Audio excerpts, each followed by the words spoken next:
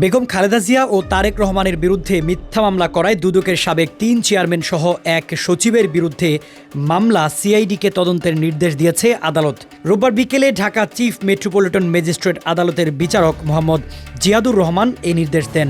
অভিযোগে বলা হয়, খালেদা জিয়াকে হয়রানি করতে রাজনৈতিক উদ্দেশ্য প্রণোদিতভাবে মিথ্যা মামলা দায়ের করেন তৎকালীন দুদক কর্মকর্তারা। আমি মূলত মামলা করেছি হচ্ছে তিনবারের সাবেক প্রধানমন্ত্রী বেগম খালেদা জিয়ার যে 11-এর সময় যে একটা হচ্ছে তখনকার যে দুদকের চেয়ারম্যান ছিল, কমিশনার ছিল, সচিব ছিল, তারা হচ্ছে একটা মিথ্যা মামলা দিয়েছিল, যার কারণে হচ্ছে খালেদা জিয়ার এই মামলায় হচ্ছে 2 বছরের হচ্ছে সাজা হয়েছিল এবং তার হচ্ছে রাজনৈতিক ক্যারিয়ারটা হচ্ছে প্রায় শেষ হয়ে যাচ্ছিল, এরকম একটা সিচুয়েশন হয়েছিল।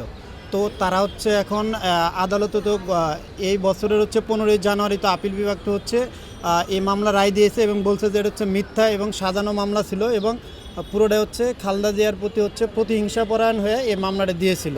তো এই মামলার কারণেই হয়তো হচ্ছে বিগত হচ্ছে 15 বছরের ফ্যাসিস্ট আমল তৈরি হয়েছিল, কারণ একটা হচ্ছে মানে সাবেক প্রধানমন্ত্রী ওনারে হচ্ছে একটা মিথ্যা মামলায় জেলে রাখতে পেরেছিল, যার কারণে হচ্ছে বিএনপির অনেক রাজনৈতিকভাবে দুর্বল হয়ে গিয়েছিল। এজন্যই মূলত আমি মামলাটা করেছি। যারা হচ্ছে মিথ্যা মামলা দিয়েছিল তাদের হচ্ছে মানে দৃষ্টান্তমূলক যাতে হচ্ছে শাস্তি হয়।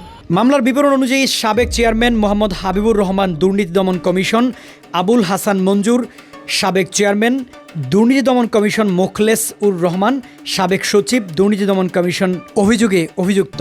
মামলার আইনজীবী মোহাম্মদ হোসেন আলী খান হাসান বলেন, সরকারি ক্ষমতার অপব্যবহার করে রাজনৈতিক প্রতিপক্ষকে হয়রানি করতে এই পদক্ষেপ। আদালত মামলাটি আমলে নিয়ে সিআইডিকে তদন্তের নির্দেশ দেন। সাবেক 3 কমিশনার এবং একজন সচিব 4 জনের বিরুদ্ধে যে মামলাটি দায়ের করেছিলাম, সেই মামলাটি বিজ্ঞ আদালত আজকে শুনানি অন্তে আদেশের জন্য রেখেছেন। আমরা শুনানি করেছি এবং বিজ্ঞ আদালত সন্তুষ্ট হয়ে এই মামলায় সিআইডিতে তদন্ত দিয়েছেন। আশা করি তদন্তে এই দুর্নীতি ধরা পড়বে এবং তাদের উপযুক্ত শাস্তি হবে এবং দেশও আগায় যাবে এটার বিচার হলে।